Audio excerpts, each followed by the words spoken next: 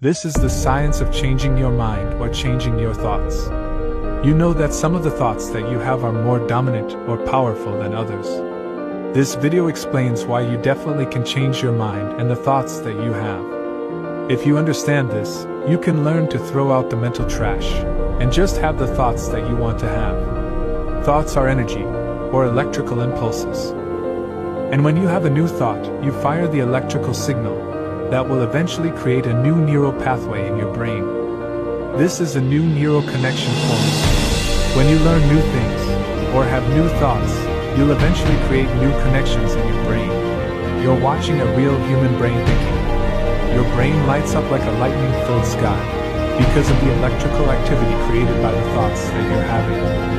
So when we see people trying to make new connections in their brain, the biggest problem that they have is there's a lot of chatter going on when they first start out. So they sit down and they say, okay, what is it like to be happy?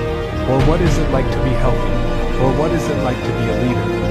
So they're going to fire this new thought. And if you look at the blue neuron that's connected to the body of this neuron, that blue neuron represents a new thought.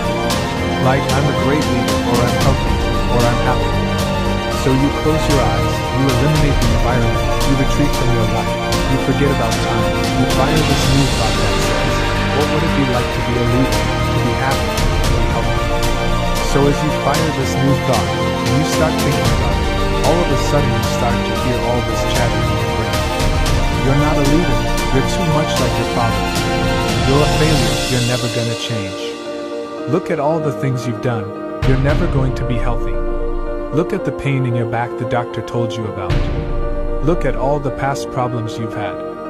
Your life is a wreck. All of that chatter is the old circuits that have been firing and wiring all along behind the scenes of your awareness that you haven't been paying attention to. Now all of a sudden, you become conscious of those unconscious thoughts. So as all this chatter is going on, you're trying to select one thought that you want to put your attention on. So, as the chatter and the voices are going on trying to talk you out of greatness, we have this one component as human beings, and it's called our will. And our will is connected to the spirit. And if we continue to persist firing the same thought over and over again, silencing the other thought, sooner or later this becomes the loudest thought in your head. The moment this thought becomes the loudest thought in your head because it carries the greatest amplitude, the action potential is traveling from the presynaptic cleft to the postsynaptic cleft, and the circuit has to be sealed.